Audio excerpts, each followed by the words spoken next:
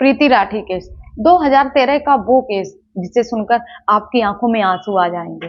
2013 में वो ऐसी घटना घटित हुई थी जिससे हमारा पूरा देश रोया था। वहीं इस केस की पैरवी कर रहे वकील ने महिला जाति का सबसे बड़ा हैवानियत करार दिया। तभी जज ने अपना फैसला सुनाते वक्त ऐसी टिप्पणी की थी जिससे लोग बेहद दुखी हो गए थे। तो क्या था इस केस में, ऐसा क्या है, 2013 में ऐसा क्या हुआ था? चलिए दोस्तों, इसी सब के बारे में जानते हैं हम लोग विस्तार से। वैसे तो ये तारीख अधिकतर लोगों के लिए आम दिनों जैसी ही थी, लेकिन दिल्ली के नरौरा में रह रही प्रीति लाठी के लिए ये दिन बेहद खास था। प्रीति लाठी की उम्र लगभग 23 साल की थी। प्रीति ने अपनी पूरी पढ़ाई लिखाई दिल्ली से ही की थी।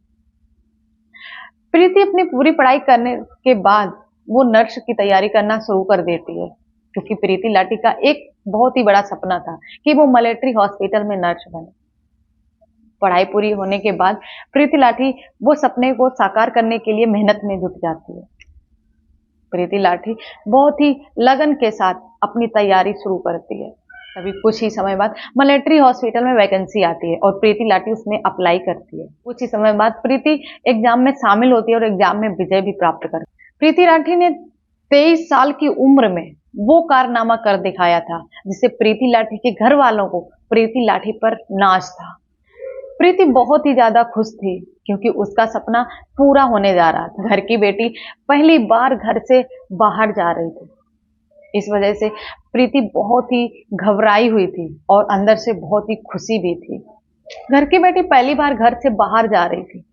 इसी वजह से प्रीति को दिल्ली से मुंबई तक छोड़ने के लिए उसके पापा, चाचा और चाची भी साथ में जाते हैं। प्रीति को निजामुद्दीन स्टेशन से मुंबई के बांद्रा स्टेशन तक जाना था। दिन था 1 मई 2013, जब प्रीति को दिल्ली के निजामुद्दीन स्टेशन से मुंबई के बांद्रा स्टेशन तक पहुंचना था। वहीं प्रीति को मुंबई के कुलाबा में स्थित नौसेना ऑफिस में रिपोर्ट करना था। प्रीति अपने घर वालों के साथ दिल्ली के निजामुद्दीन स्टेशन से आ रही गरीब रथ में सवार हो जाती है। प्रीति को शायद ये बात नहीं पता थी, प्रीति और प्रीति के घर वालों के अलावा उस ट्रेन में उसके साथ कोई और भी था जिसने अपना चेहरा गमछे से ढका हुआ था और सर पे टोपी पहने हुए था। उस डिब्बे में बहुत ही ज्यादा भीड़ थी। सीट पे तो लोग बैठे ही थे और खड़े भी थे। उस डिब्बे में बहुत ही ज्यादा हलचल थी। वो व्यक्ति उस डिब्बे में आके बैठ जाता है और कुछ ही समय बाद वो वॉशरूम की तरफ जाता है। इसके बाद वॉशरूम से वापस आके वो अपनी सीट पर बैठ जाता है और प्रीति को झांकने की कोशिश करता है। तभी ट्रेन निजामुद्दीन स्टेशन से मुंबई बांद्रा स्टेशन की तरफ चल देती है और कुछ ही समय बाद प्रीति अपनी मंजिल तक पहुंच जाती है। ट्रेन बांद्रा स्टेशन पर रुकती है। तभी प्रीति अपने घर वालों के साथ ट्रेन से नीचे उतरती है और उस टाइम प्रीति बहुत ही थका हुआ महसूस कर रही थी। इसकी वजह से जब प्रीति आगे देखती है तो उसके घर वाले काफी आगे निकल चुके होते हैं। तभी प्रीति बहुत ही जल्दी जल्दी कदम बढ़ाती है और घर वालों के साथ होने की पूरी कोशिश करती है। तभी प्रीति को एहसास होता है कि कोई शख्स उसका पीछा कर रहा है। जैसे ही प्रीति पलट के देखती है, वैसे ही वो लड़का जो चमनप्राश के डिब्बे में तेजाब लिए था, वैसे ही प्रीति के ऊपर फेंक देता है और प्रीति बहुत ही बुरी तरह से जल जाती है। प्रीति जोर शोर से चिल्लाने लगती है। तभी उस तेजाब की कुछ बूंदें प्रीति के घर वालों के ऊपर भी पड़ती हैं, जिससे वो बहुत ही ज्यादा जलन महसूस करते हैं। तभी पास के खड़े एक नवयुवक की नजर उस डिब्बे पे जाती है कि आखिर ऐसा क्या हुआ है जो ये लड़की इतना चीख रही है। तभी वो नवयुवक उस डब्बे को उठा के देखता है तो वो समझ जाता है कि इस लड़की पे तेजाब अटैक हुआ है। वो लड़का उस लड़के का थोड़े दूर तक पीछा भी करता है, लेकिन वो लड़का भीड़ से गायब हो जाता है। तभी प्रीति को रेलवे मास्टर के ऑफिस में ले जाया जाता है, जहां पे उसे थोड़ी देर आराम करने के लिए ले जाते हैं। लेकिन प्रीति की हालत बहुत ही ज्यादा गंभीर थी। तभी प्रीति को की भावा हॉस्पिटल में एडमिट कराया जाता है और प्रीति मन ही मन सोच रही थी कि मैंने किसी का क्या बिगाड़ा था, किस्मत ने मेरे साथ ऐसा क्यों किया, आखिर कौन था वो शख्स। तभी प्रीति अपने घर वालों से कहती है कि वो लड़का कौन था, मैंने उसको नहीं देखा, वो गोरा था या काला था, मैंने किसी का क्या बिगाड़ा था। प्रीति लगभग 12 से 15% तक जल चुकी होती है। प्रीति के तेजाब मुंह में जाने की वजह से प्रीति के अंदर की बहुत ही ज्यादा शरीर घायल हो चुका था। तभी वहां पे कुछ ही समय बाद पुलिस प्रीति का बयान लेने के लिए आती है, लेकिन प्रीति बोलने की हालत में नहीं रहती है।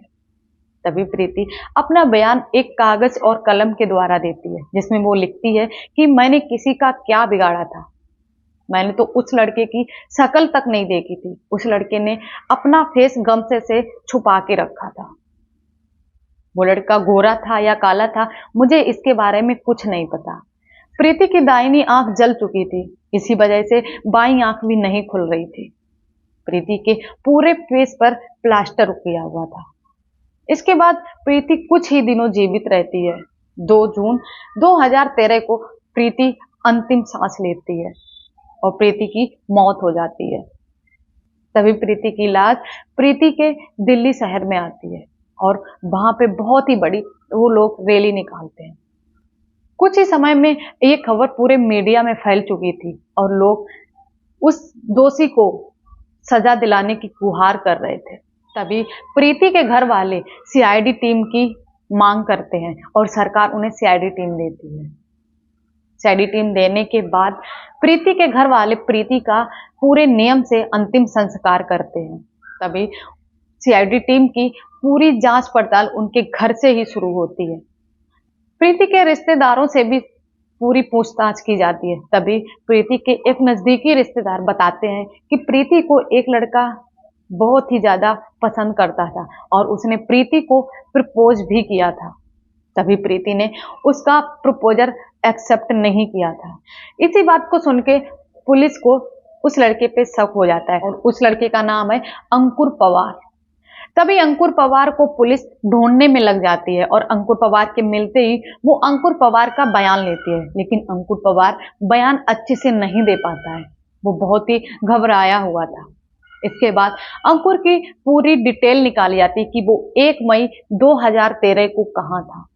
तभी कुछ ही समय में पुलिस अपने तरीके से अंकुर से उसका बयान लेती है और अंकुर सारा सच सच बता देता है।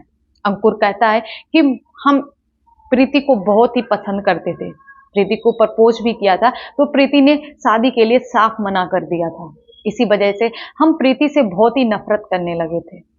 लेकिन देखते ही देखते प्रीति बहुत ही कामयाब होती जा रही थी, प्रीति का जॉब भी हो गया था। वो चीज मुझे बर्दाश्त नहीं हो रहा था। इसी वजह से हमने फैसला कर लिया था कि अगर प्रीति मेरी नहीं होगी तो किसी की भी नहीं होने देंगे।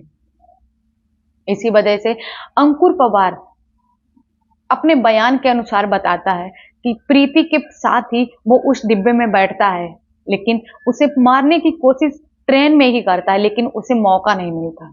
इसके बाद मुंबई के बांद्रा स्टेशन पर जैसे ही प्रीति उतरती है, वैसे ही वो प्रीति के ऊपर तेजाब फेंक देता है और प्रीति बुरी तरह से जल जाती है। इसे मौका पाते ही अंकुर वहां से भाग निकलता है, लेकिन कहते हैं ना कि सच्चाई ज्यादा दिनों तक छिपती नहीं है, गलत करने वालों के साथ गलत ही होता है।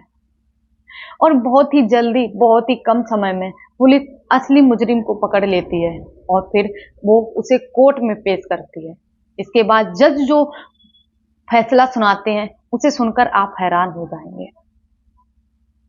अंकुर पवार को फांसी की सजा सुनाई जाती है, लेकिन कुछ ही समय बाद फांसी की सजा से बदलकर उसे उम्र कैद की सजा कर दी जाती है और आज भी अंकुर पवार जेल में है, सलाखों के पीछे है। देखा आप लोगों ने कि गलत काम करने वालों के साथ हमेशा ही गलत होता है। नमस्कार।